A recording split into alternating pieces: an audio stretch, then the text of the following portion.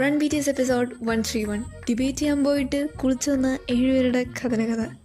Run B T S ഹിസ്റ്ററിയിലെ ഏറ്റവും കേട്ടുള്ള episode ഏതാണെന്ന് ചോദിച്ചാൽ ഞാൻ പറയും ഇതാണ്.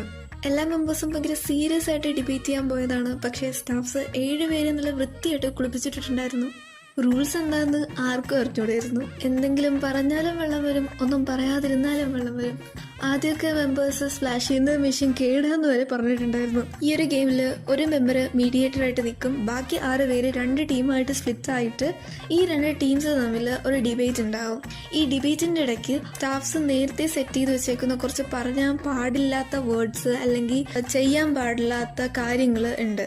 ഈ 2 കാര്യം ഡിബേറ്റിൻ്റെ ഇടയ്ക്ക് ഏതെങ്കിലും ഒരു ടീം ചെയ്യാന്നുണ്ടെങ്കിൽ നടുക്കിരിക്കുന്ന മീഡിയേറ്ററിൻ്റെ തലയിൽ ഇതുപോലെ വെള്ളം സ്പ്ലാഷ് ചെയ്യും. ബാക്കി എല്ലാവരുടെയും മുഖത്ത് വെള്ളം സ്പ്രേ ചെയ്യും. ഈ ഒരു ഡിബേറ്റ് തുടങ്ങുന്നതിന് മുമ്പ് ഒരു വാമപ്പ് ഉണ്ടായിരുന്നു. അത് ഈ ഒരു ഡിബേറ്റിൻ്റെയൊന്നും കേയോറ്റിക്കായിരുന്നു. ജൂണെ എന്തായാലും നമ്മൾ രണ്ടുപേരും വെള്ളത്തിൽ വീഴും, എന്നാൽ പിന്നെ നമുക്ക് ഒരുമിച്ചങ്ങ് ചാടിക്കൂടെ? അത് വേണ്ട, അവസാനം ഞാൻ മാത്രം ചാടാനല്ലേ. എന്നെ അടിക്കുമോ? എങ്കിൽ ഞാനും അടിക്കും. ഇതല്ല, ഇതിനപ്പുറം ചാടിക്കിടന്നവനാണ് ഈ ഹോബി. എന്നാൽ പിന്നെ വെള്ളത്തിൽ പോയി ബാക്കി ചാടിക്കിടന്നിട്ട് വാ. ജിമ്മിനെ എന്തായാലും നീ വീഴും, എന്നെയും കൂടെ തള്ളിയിടരുത്, എനിക്ക് നീന്താൻ ഇഷ്ടമല്ല.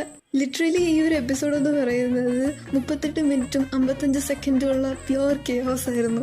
ഈ ഒരു ഗെയിം കളിച്ചിട്ടുണ്ടായിരുന്ന BTSനും അത് കണ്ടുകൊണ്ടിരുന്ന ആമീസിനും ഈ റൂൾസ് എല്ലാം സെറ്റ് ചെയ്ത് വെച്ച സ്റ്റാഫ്സിനും വരെ അവിടെ എന്താ ഉണ്ടായെന്ന് മനസ്സിലായിട്ടുണ്ടായിരുന്നില്ല.